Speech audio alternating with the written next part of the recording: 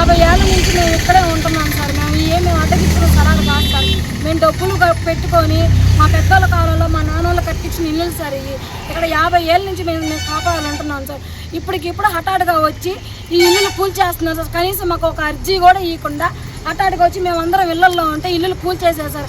అవి తగిలి మా ప్రాణానికి ఏమైనా ఏంటి ఎవరు సార్ హామీ ఇది? 1-2 సార్లు మేము వేరే అమ్మకాడికి వెళ్తే మేడం ఇట్లా జరుగుతుంది ఇక్కడ అంటే మాకు తెలియదు, ఆ ప్రభుత్వంలో మీకు స్థలాలు ఇచ్చారు కదా, అక్కడ పోయి ఉండండి, నా కాడికి రాబాకండి, నాకు సంబంధం లేదు అని మాట్లాడింది సార్. ఆ ప్రభుత్వంలో 4 అంకణాలు ఈ స్థలమైనా ఇచ్చారు. ఆ స్తోమత కూడా మేము కట్టుకోలేని పరిస్థితిలోనే కాదు సార్.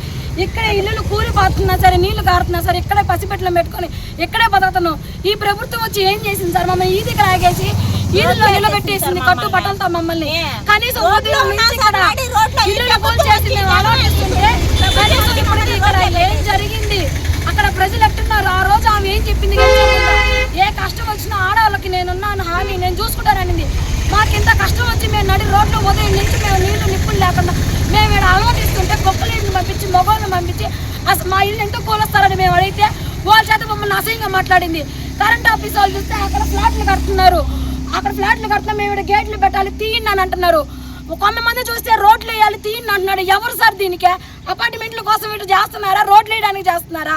అసలు ఎందుకు ఇక్కడ చేస్తున్నారో కూడా అర్థం కావట్లేదు. మేము నష్టపోయాం.